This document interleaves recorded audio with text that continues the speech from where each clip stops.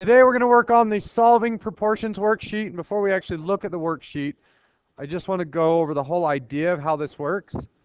Let's say I had the fraction, 1/3. What are some equivalent fractions to 1/3? 3/9 would be one, 2/6, 10/30. How many are there that are equivalent to that? More than a ton. An infinite number. There's no limit to the amount of fractions that are equal to 1/3. Fractions are also called proportions. If we were talking about this in terms of proportion, we could say 1:3. So if you're baking chocolate chip cookies, the ratio of sugar to flour could be 1 cup sugar, 3 cups flour. But if you wanted to make a lot of cookies, then you could do 10 cups of sugar and 30 cups of flour. Or if you only wanted to make one cookie, you could do a tablespoon of sugar and 3 tablespoons of flour. So that's a proportion, it's a ratio. If I told you we're going to make a whole bunch of cookies, so we're going to use 24 cups of flour, how many cups of sugar is it going to take? So the ratio is 1:3. If the denominator is 24, then the numerator would have to be 8. So that's just solving a proportion. Or if I said we have 6 cups of sugar, how many cups of flour is it going to take to make those cookies? What would X be in that case? 18. So it has to be triple whatever is on top. So this would be 18. That's all we're going to do today, although it's going to get more complicated than that. We'll start with something easy. 5 over x is equal to 20 over 30. How would you solve that? Well, we need to get the x out of the denominator. I'm going to multiply both sides by x. That's legal. Right? I multiply either side by whatever I want, as long as I do it to the other side too. So now those turn into a 1. But on the other side, I need to move the 30 over. So I times this side by 30. And I get 5 times 30 is equal to 20 times x. Or as Justin said, just cross multiply at the beginning. Whenever you have a proportion equal to another proportion, just cross multiply. 5 times 30 is 150. 20 times x is 20x. Then we divide by 20. So I'll take the zeros off of that. 15 over 2 is 7.5 equals x.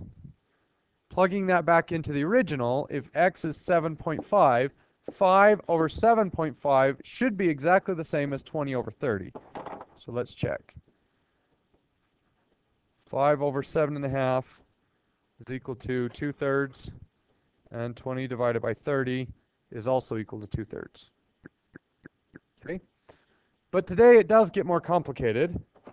For instance,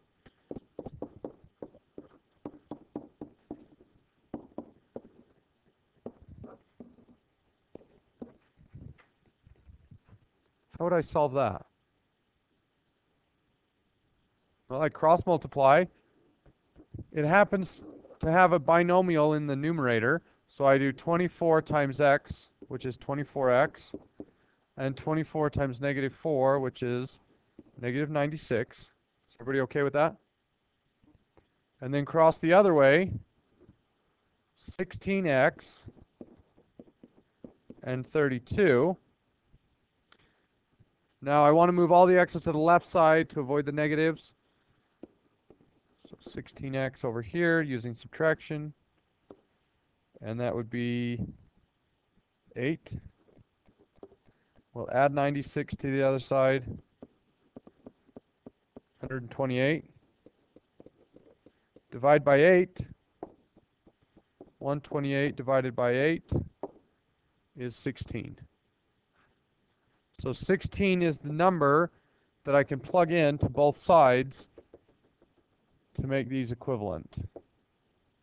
So 16 minus 4 is 12, and 16 plus 2 is 18. Is 12 over 18 equivalent to 16 over 24? And the answer is yes. They're both equal to 2/3. Okay, do you want to see another one?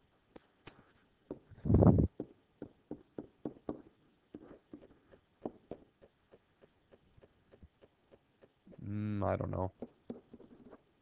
Who knows if this is going to work out to be a nice number? Probably not, but we'll see. Cross multiply.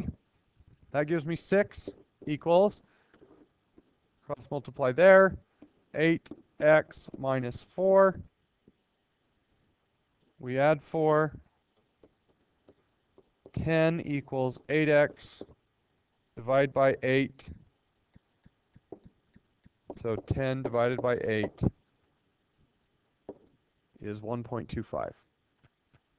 So 1.25 is the only x value that satisfies that proportion.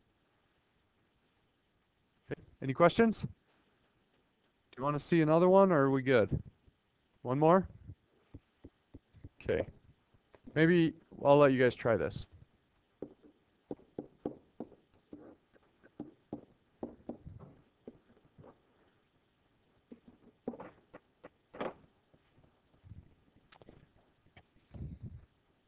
If we cross multiply, one side will be 10x minus 5, and the other will be 7x. I'll move the 10 over. It's going to be negative, but it doesn't really matter. Which yields negative 5 equals negative 3x. And if I divide by negative 3, I get x equals 1.6 repeating, or you're welcome to leave it in 5/3, which is probably the preferred answer for me, but the worksheet will give you decimals. So when you do the worksheet and you check the answers will be in decimals. There is one at I like the second to last problem. The answer is something 0.2, and the worksheet says something 0.19, which is a mistake, but it's really, really close to 0.2. So I don't know how they came up with that, but they're wrong. Okay, good luck.